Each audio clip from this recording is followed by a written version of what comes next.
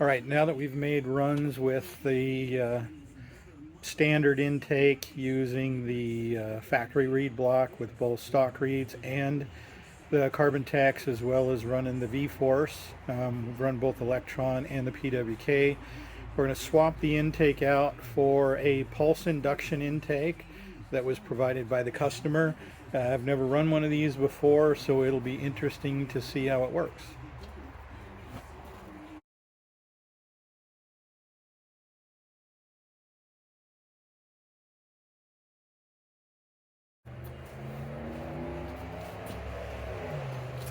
We're going to run this Pulse Induction intake.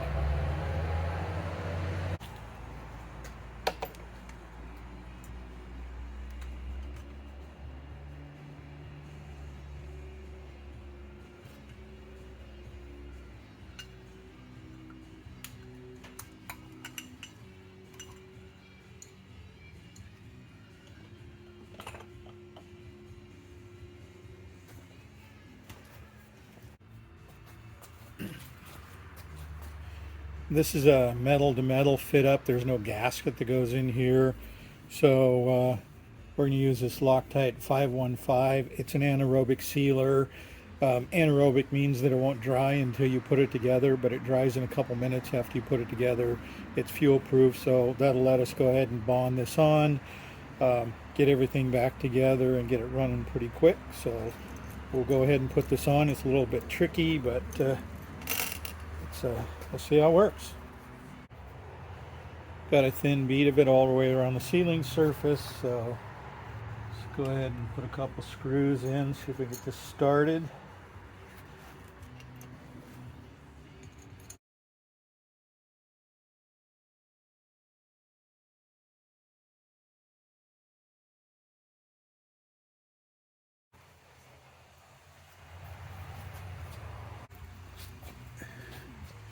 And then we have the final piece that the carburetor goes on. We need to seal that on as well.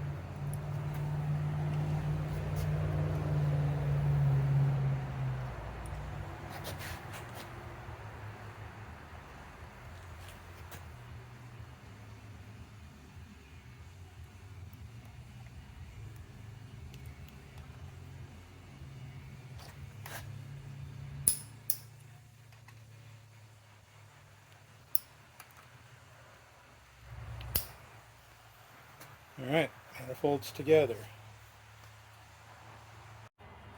Alright, the next thing to do is install the carb. It's a PWK Kian, looks like a 38 Air Striker that's been modified to fit in this special arrangement.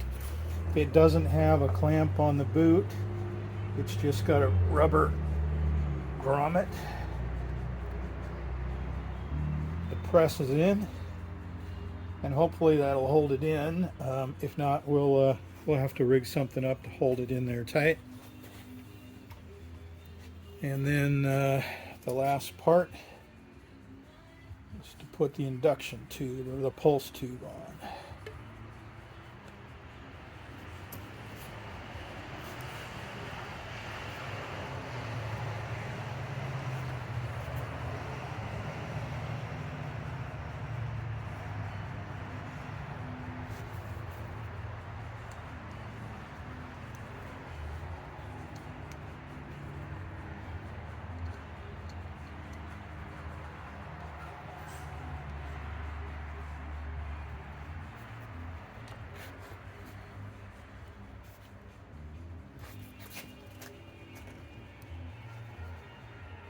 Well, I can see that's going to give us a little bit of grief. We'll have to rig up something to hold this in while we go ahead and make this run.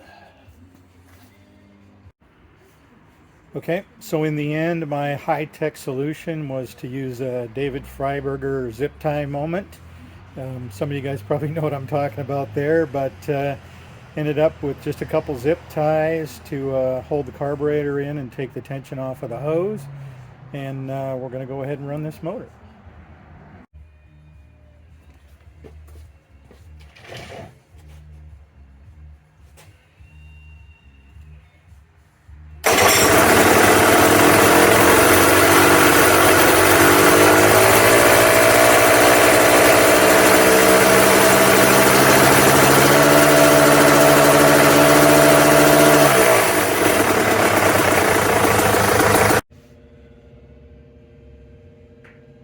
So this is our dyno run after we put the pulse intake on.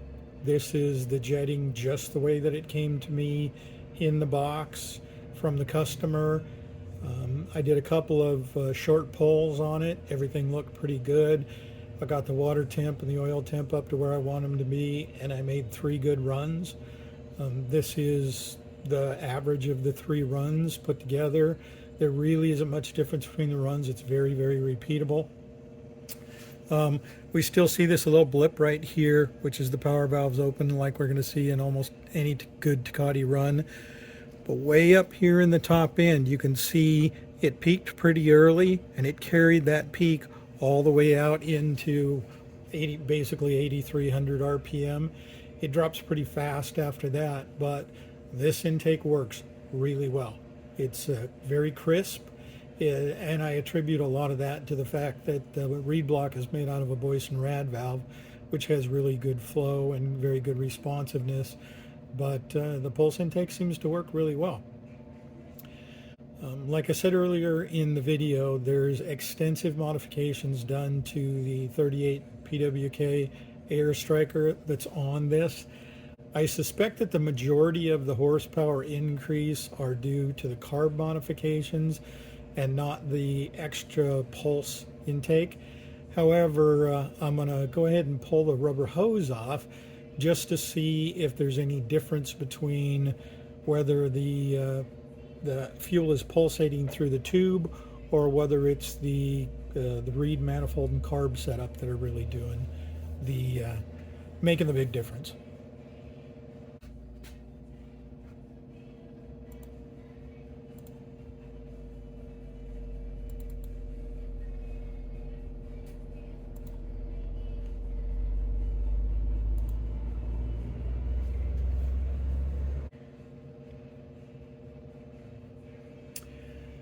So this is the dyno run with the pulse intake, just the way we had it in the previous runs. However, I removed the rubber hose and I capped both of the fittings.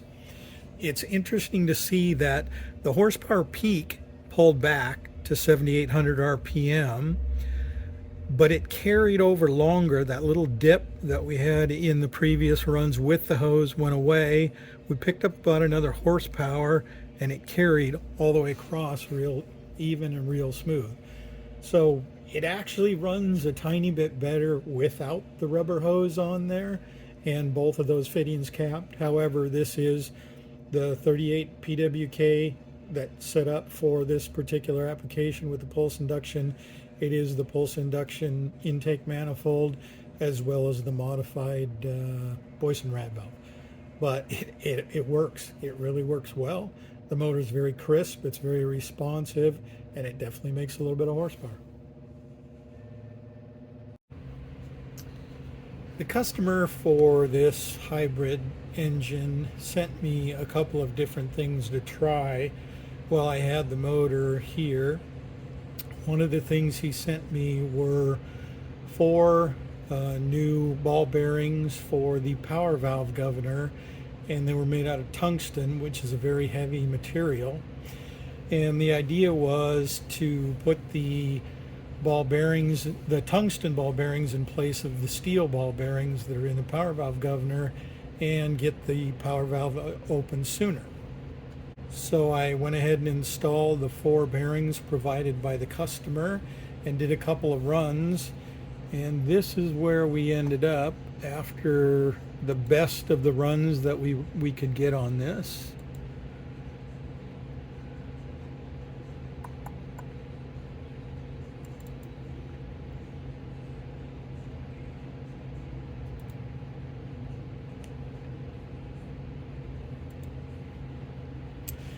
You can see this was not what you would call a happy run.